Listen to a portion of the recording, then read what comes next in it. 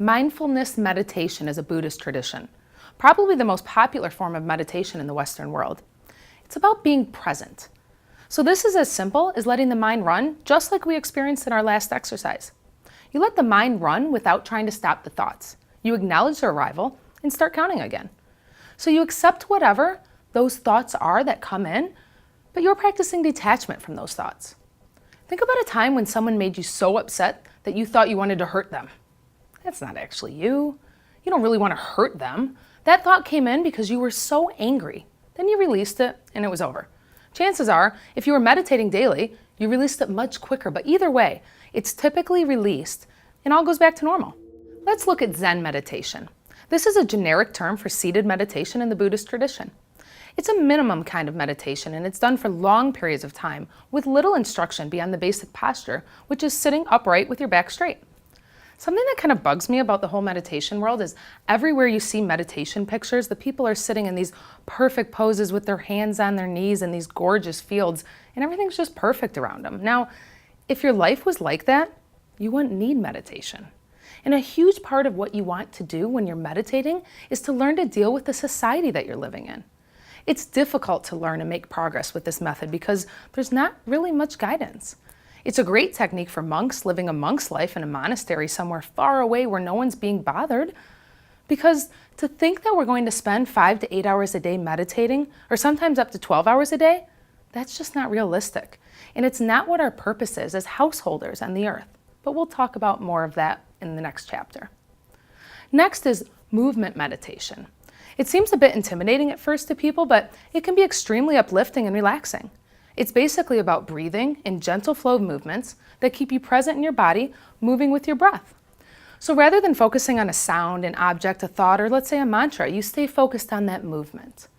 Yoga asana practice, and asana just means the physical practice or the poses that most people in the United States consider yoga. That's a moving meditation. If you've ever done yoga, or especially if you do it often, you know what I'm referring to here. This is what happens in those classes when you're really in the flow and you come out and you're like, oh my goodness, where did that hour go? How did an hour pass by? That's movement meditation. Walking meditation is another type, but it involves focusing the mind while walking, like it would seem. It's certainly not easy to practice, but it can be beneficial. You know, it's clear with the name that it's literally just focusing on your walking. A lot of them, what they'll do is they'll go toe to heel. And when you get off track, you know, and you come right back to it. I've done this a few times. I've fallen over quite a few times while doing this one. It's not my favorite type of meditation, but a lot of people love it. Next is Kundalini meditation. There's Kundalini classes, which are a specific type of yoga classes as well. This is absolutely my favorite kind of yoga. Kundalini is the rising stream of energy that comes up through the body. Maybe you've heard of the chakras, the 7 chakras of the body. The Kundalini moves up with them. The aim is to become aware of that rising stream and to ride it to infinity. During this kind of meditation, the practitioner concentrates on the breath and the energy center and always bringing this energy upward. This makes active use of the breathing while using this movement upward. It can have unpleasant side effects, which can happen often enough to have been given a name called the Kundalini syndrome. So there's different types of meditation that produce different results. There's great things that can happen with Kundalini meditation, but if you're not living the lifestyle associated with a meditative spiritual lifestyle, there can be some things that could happen to you that are side effects that might be unpleasant. So we never really want to start people with Kundalini meditation. Another great form of meditation is the body scan meditation. This is a fun type that is very useful for people who don't have time for other types. All you have to do is lie down and focus on your body parts from head to toe. And it allows your intuition to guide healing thoughts and attention to any areas of the body where disease might be manifesting. Similar to body scans are guided visualizations or meditations that are very popular and effective. It's a popular form of meditation because it involves concentration upon an image or imagery, like some type of environment. This is usually done when listening to a recording or listening to a person speak.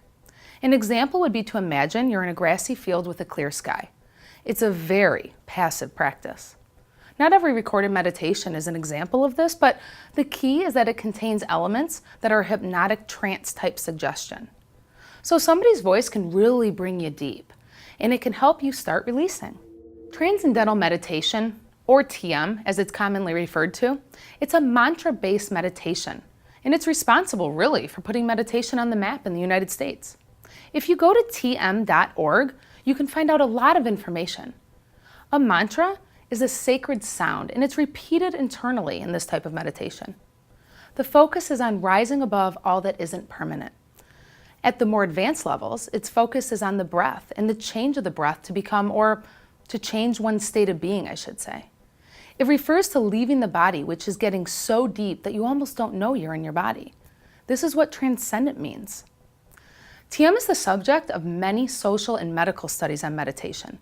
One of my favorites is that, well, and you can look this up and read the whole thing, but a study was conducted in Washington, D.C. in 1993 where 4,000 trained TM meditators were studied, and the area had a 45% reduction in homicide, rape, and assault for the week that those people were meditating on a daily basis.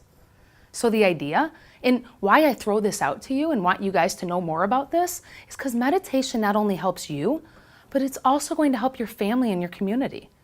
It's the whole idea that when you create a space around you by meditating that's peaceful, it attracts positive things. You create this for yourself and your whole community. The last meditation we'll discuss today is heart-based meditation. This is another mantra-based meditation that releases stress, allowing for a more relaxed physical, mental, and emotional state of being. Deep-seated patterning that drive our behavior and health are cleansed from our being in this. So this paves the way for fresh energy to rush forth, and that triggers a natural involvement that has positive effects on our health and well-being.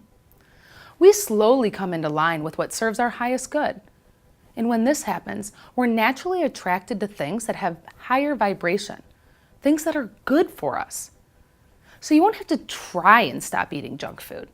You'll just raise your vibration, and slowly over time, you won't want the junk food anymore. This is what we call organic change. And this is the kind of change you want.